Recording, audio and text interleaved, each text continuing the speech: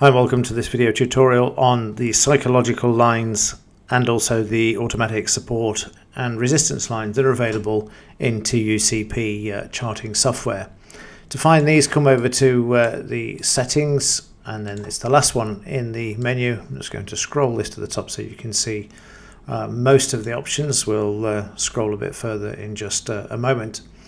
But we start off at the top with what are called psychological levels, and these are the big round numbers, BRNs as they're also known, and these big round numbers are areas of psychological resistance and support, and you can display these on the chart.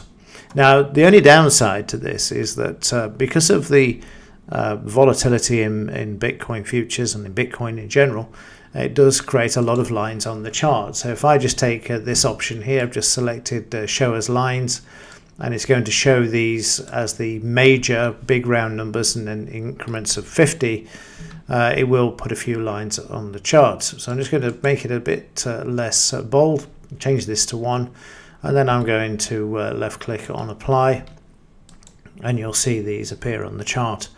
But what's very interesting is you'll see the market come down to these levels. Let me just close this for a second and let's just have a look at this. Very, very powerful tool, and that's why I have this on the chart all of the time. You will see the market coming up to the level here, stopping, driving through, and then finding support here. Again, it will drive through to another support level, come back, and then sit on this as well, find a resistance, trading between the two, just over and then under, and then again coming back and finding support here, resistance here, support here, and then resistance there. Again, really, really powerful.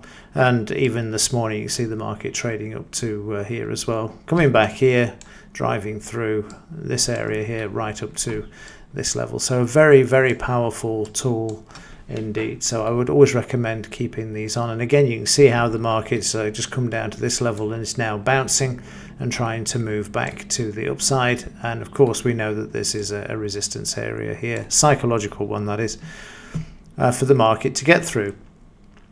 So coming back to the settings, you can display these. You really don't want the minor ones in where we split them up even more, divided again. I'm just going to put them on just to show you, unless you prefer them on there, but I think it's a bit too cluttered, and because of the large moves in this market, it does make it a bit more difficult to see.